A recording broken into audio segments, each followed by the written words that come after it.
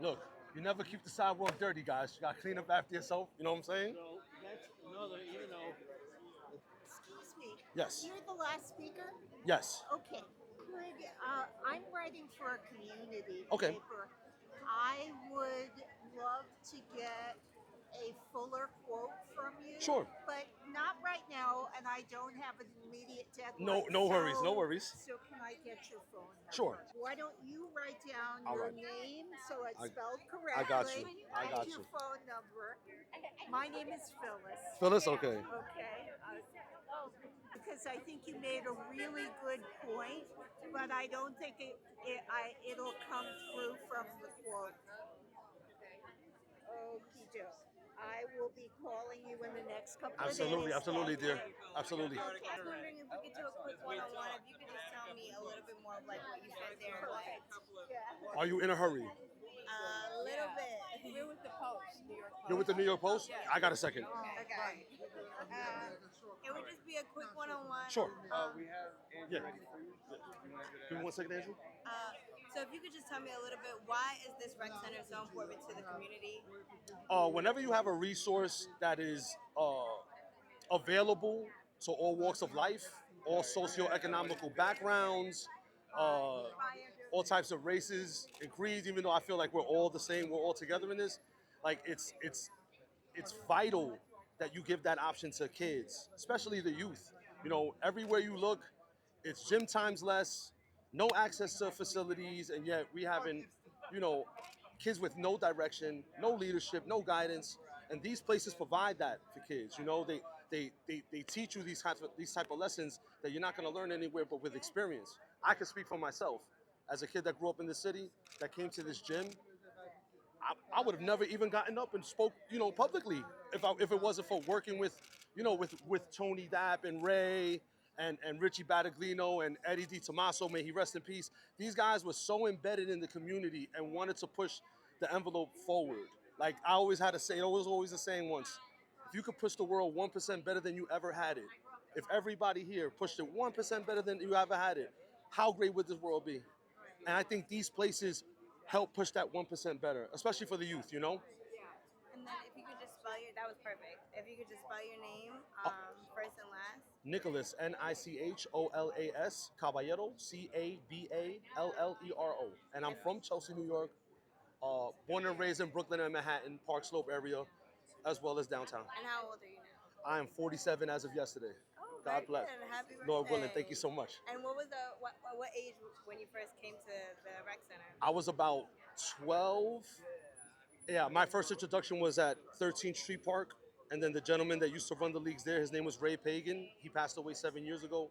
He was a huge advocate for, well, first of all, he was a huge advocate for women's sports. He housed the place. And like I said, we had an 82-team league. No kids paid for it. Right. Ran by sponsorship, ran by volunteers. And it's things like that where you actually see like the work being done. And these places need to be around. Right. They just do. Thank you so much. You're welcome, my dear. You're welcome. Nicholas Caballero. Yes. Caballero. ERO. Okay. Yes. Thank you. I said. I'm at work. I can't be Oh, on. you are? Okay, I got you. No, I got you. I got you. For sure. Whenever you're ready. Thank you. Welcome, folks. Welcome back to Cap's Corner Store. I'm here today at the Tony Dapolito rally to keep the rec center up. I'm here with Andrew Berman, one of the biggest advocates for keeping this building up. Not just this structure, but many other structures in the city that, you know, kind of get misused, forgotten. Yep. What drew you to this purpose of, you know, saving these structures? Like what was the inspiration for that? Well, in the case of Tony Dapolito, I mean, I went here when I was a kid. I know so many people over the years who've used it. It serves such a great public purpose, and it's got such an incredible story. You know, it was built 125 years ago as a bathhouse. Yes. When people didn't have bathing facilities where they live.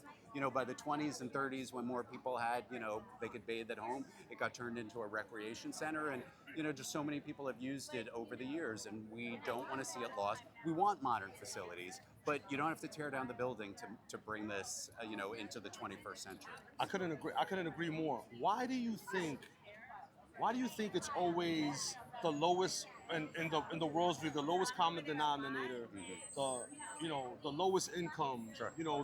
Why do you think it's always us that always gets the short end? Sure. Well, because the people who make the decisions don't care. They're not interested. They're not listening to us. They're not listening to the people who are really affected by this. It makes so much more sense to just repair and reopen this. I haven't heard anybody say, "Oh, I want a giant pool and aquatic center." I there." don't.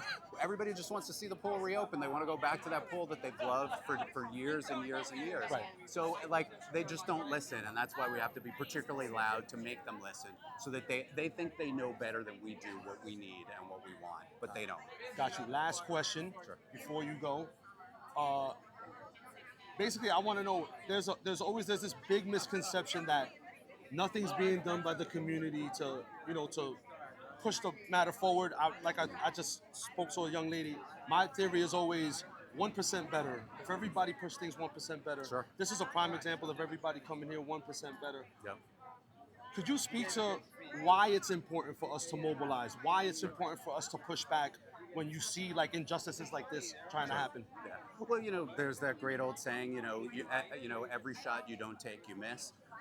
If you don't try, you're never going to move the needle. Sometimes you're going to win 100%. A lot of the times it's going to be somewhere in between, but you made it a little bit better, or a little bit less bad. Sure. If you don't do that, left to its own devices, it's going to be the worst outcome possible. So if you're not involved, you're out of the game. It's out of your hands, and you can't complain about how it turned out if you didn't try. Because the other people, they're trying, and that's why they're getting it done the way they want it. So you got to try just as hard, probably even harder, Right. because they've got more than we do. So we have to work extra hard. Power of the people is a real thing, folks. We're here at the Tony Dapolito Rec Center. Please give them your handle or your follow where they can follow you. Yeah, Village Preservation, so villagepreservation.org. Look for us on Instagram, Facebook, X. We're everywhere. Thank you so much. Hey, my pleasure. I appreciate you. Yeah, I'm so glad you were here for this. Of course, it's Thank everything. you. You a native. You a native to this. Can we mic you? OG Village kid. Oh, what are we talking about? Where you from? Interview. So I'm from with, Chelsea. So I'm from Chelsea. Yeah. I have. Where in Chelsea? I see Bless you you. later, sis. Later, guys. I love you. Just want to ask you a couple of questions about Yeah. the Is that event fine? today. Thank you. Can I grab your hold Want to this? touch me? Thank you. I'll just grab this. How we doing today? What is it for? Thank you. I do a YouTube channel Okay. called Cap's Corner Store, All right. and I'm just documenting this event. I grew up in Chelsea. I used this Okay. recreation center when I was a kid. We actually renamed the ball field after Ray Pagan. He was the guy that was in charge of the youth program here. And I just found out about this maybe about 6 months ago that they were planning We've to been tear at the it for a building. long time. You have been. Yeah. When was the first time Oh, you I got don't wind even of? remember that they were trying to knock it down. Well, the community board's been working on this for several years, and there have been whispers. Originally, the conversation was about restoration and repair, which is what we wanted, but then, Adams and he loves big real estate, so anything that can get completely rebuilt, knocked down. Don't get me started. Yeah, I hear please. you. Yes. You said something very interesting. You said something about, these places aren't just structures. These things are stories, and if you eliminate these stories, then what does our future have? Well, and that's what it is, right? Our past informs our future. Our past is not something to throw away. It is actually a promise for the future. And the first time I really wrapped my head around this and what it meant to me as a West Village resident, Right. I was at a community board meeting that I kind of stumbled into by accident, Okay. and they were talking about this. And this young woman got up and said, and she was shaking, and she said, I've never been to a community board meeting before. And I heard about this, and I just had to come. I grew up in this neighborhood. I grew up going to the Dapolito. We call it the Carmine Street Pool. Yes, that was that. Well, it was the Carmine Rec Center first, and then they renamed it after Tony. That's what we used to call it.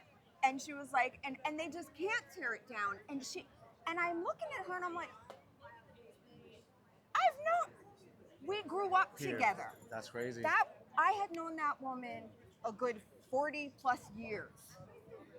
And that's when it really hit home for me, because she was me. And so, I got very involved. I'm very involved Yes, in yes, things. yes. And I'm just really glad I can keep uplifting, repair, restoration, and protecting our stories. Protecting our stories to protect our future. I asked this question to another person before you got on. I'm gonna ask you the same, and we can. There's a big perception that things don't get done, that it's just a constant. The bureaucracy happens. There's constantly nothing happens. To speak about the importance of being proactive and fighting for something that is wrong. Like it's wrong for them to take a resource away, from kids, from all walks of life. When you're charging so much money, there's like 4 or 5 gyms in this neighborhood that are charging astronomical. They're totally unaffordable. Well, They're like totally speak on the unaffordable. importance of like giving back and mobilizing and bringing like actual community together. And that's all I do, right? I try to bring community together. Like I said, I grew up in this neighborhood. I'm the child of activists, and I'm a mom. And so I understand the importance of bringing people together. When there's a problem, sometimes just that connection, that well-placed conversation actually relieves somebody's stress, relieves their worry, and is the path to actual relief. Right. Whatever the situation is, you have to talk to your neighbors and you have to stay on top of your electeds. The biggest issue right now is we need more young people. Yes, I agree. Is it Eric Adams? No. Yeah, we was talking hot mess about you, sir. Right? So we need more young people to get involved. And so that's something I'm working on, trying to get young people involved, get them aware of what's going on in their own neighborhoods and invested, right? Right. Agreed. And so, the work continues, right? The work Because does. if we didn't do the work, we couldn't even look ourselves in the mirror. That is a fact. Yeah. Please just let them know where they can follow you. I don't do social media. I don't do social media. My name is Mara Fitzgerald. I am Democratic District Leader here in the 66th Assembly District, which is the village, east to west, most of it, and a little bit of Chelsea. There you go. Thank you so much for your time. Thank you. I So good to appreciate meet you. it. Appreciate I love it. what you said. Yeah, hey, listen, that was from the heart, man. It's you can't I know what it is when people house something for you and don't ask you for anything. And There was I can tell you as a person that worked here, that played in the league, I love. How do you have an 82? We've been inside there. That's 2 small gyms. We had 82 teams. That's 12 kids on a team. Don't pay. Do you know Westbeth at all? Westbeth, the artist building. No, I do over on not. Bank Street. So it's like the biggest artist residence in the world for a while. I think there's another one in Scandinavia or in the Netherlands. It's Gotcha. bigger now. But it was low-income housing for artists. It was That's Bell amazing. Laboratories. It was converted in 1970 when my parents moved in. Gotcha. And it was all families, like young families of the 70s. And we kids, and I mean even the little ones, like we would have 4 and 5-year-olds with us up to the teenagers. We would all just roll down here, no parents, no nothing, just roll down here. I remember standing in the line with a pool, and we would just run this neighborhood. But this was a safe place we could always come. We didn't need to do anything. We would always be okay. A safe spot, a safe space. That doesn't exist anymore. It doesn't exist at all anymore. It doesn't. Listen, I coached. The majority of my kids weren't even from this neighborhood. They were from Brooklyn, Everybody the came from Bronx. everywhere to come over here. Because there's nothing there for them. I saw the little. So yeah, saw the Pix little- 11. Pix 11. They will sometimes come and like record us, and then if there's a huge like news development, we won't get the coverage. But if today's like a sleepy news day, we might get in there. Listen, if it's not a sleepy news day, if it's not a sleep, And like that's their job. They just have to Sure. chase like the biggest story. So I get it. well, we're the but- biggest story. Yeah, I do think we Sommer, got. we the biggest story. I know. We ain't forget all that. We number one. We are number one, right? Oh, is it gonna be a little recording? I'm gonna do a little recording. You're gonna be on our YouTube channel. Make sure you put this in the footage, all right? Because we gotta let people know that we're authentic. We're an authentic, platform. You know what I mean? That's the podcast speak. Welcome back to Cap's Corner Store. I'm here with Sommer Omar. Omar. Yeah. And she is a big advocate in the city, organizer extraordinaire, interviewer extraordinaire.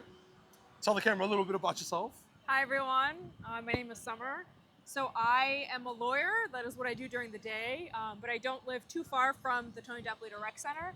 And this is really like a people-led grassroots effort. This isn't just me. We've got more than 20 different community organizations that have come together to just speak with one unified voice to say that we want this facility fixed up and we don't want it to sit here and just deteriorate in place and to continue to be covered in all the scaffolding. And what I have really loved, thank you, Janine. What I have really loved is that you meet so many new people once you start something like this. Right. At the beginning, honestly, it's a little bit quiet. Maybe you're getting petition signatures on a cold day by yourself. Gotcha. But I met Nick through all of this. I didn't even know that he grew up using the rec center. And now we're partners. We're in this fight together. We are. So it's made us stronger, and I think it has made our argument so much more compelling that it's not just me or anybody else just standing here alone. Now it's the whole village that's fighting for this rec center. What was it about the rec center that caught your attention? So, what was it about this site in particular that, gave you the, gave you the, Yeah. The idea of, advocating to keep it open? Yeah, so I have been trying to get involved in local grassroots efforts. I volunteer for some political candidates sometimes, but I walk by here all the time. I live very close by, and the thing that I found frustrating is we are basically just asking for the bare minimum here. We're just asking to fix something Agreed. that already exists. This is not an ask for some new pie-in-the-sky facility. It's just keep this building in good repair. The other thing I will say is this is a community with a very loud voice. Yes, it is. That's very true. And every community meeting that I went to, a political club meeting or a community board meeting, this would come up. People were upset. There was a call and an interest in organizing. And so I figured, let me just do this. Let me just pull people together. And it really is everyone doing what they can. It's contributing their own strengths. We have some people that designed the beautiful flyers that we held. Right. We have other people that were great at writing articles about this. So all Gotcha. I've done is just kind of shepherded all the strengths that already exist in this community. I'm a big component of resources. I think they're a huge thing. Yeah. I benefited from the resource of this building when I was a kid. Yeah. It was one of the first real jobs I ever had. Was that?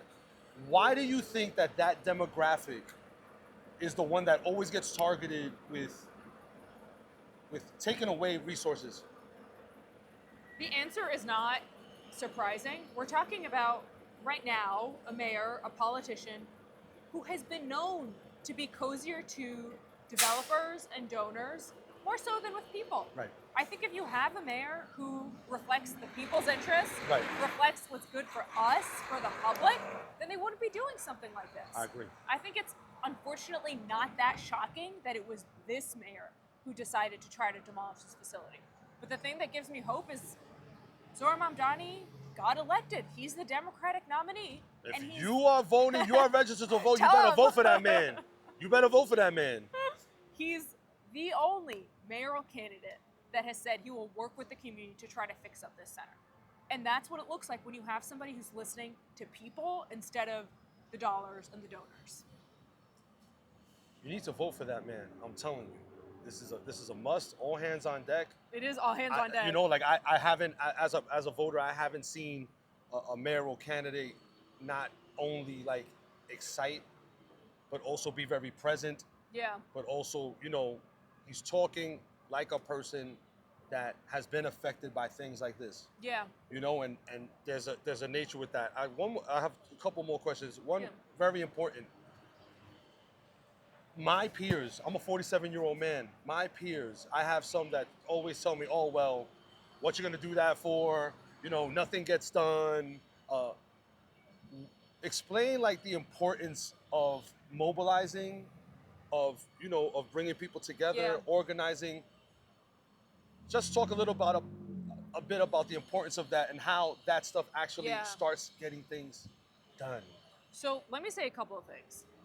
If you don't do anything, if you don't show up, you don't just sign a petition you guarantee that nothing is going to change. Right. But if you try, you sign a petition, you show up, you do the easy stuff first, you at least have a chance. And I'm not saying that change is easy or that it happens immediately, because it never does. But the big things that are worth doing, it takes work. Nothing is going to come easy. And I will just say, when we started this, I was at a farmer's market, middle of December, just getting one petition signature at a time, talking to people about what's happening in the rec center. Right. We didn't have a website. We didn't have a list of people who knew who we were and what we were working on. And just right now with this rally, somebody came up to me and said, I remember seeing you in the freezing cold and you were standing out there just talking to people. And I was like, this is it. Yeah. This is what it looks like. And now from December to now, we're talking about almost a year. That's true. But you invest in something and then the payoff starts happening.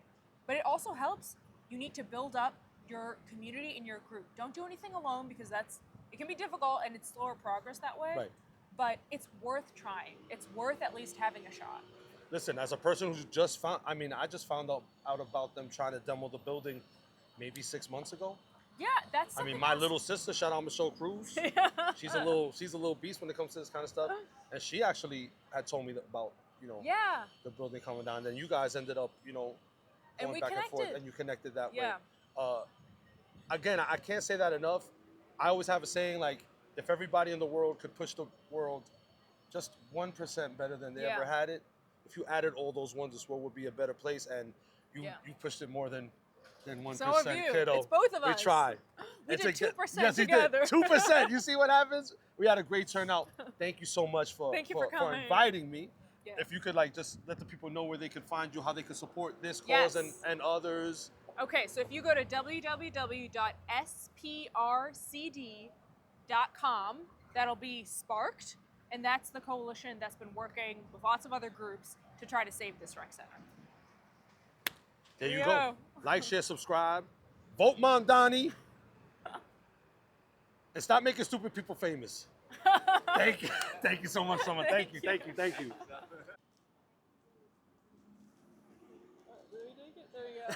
We'll take the mean mug one. We'll do it.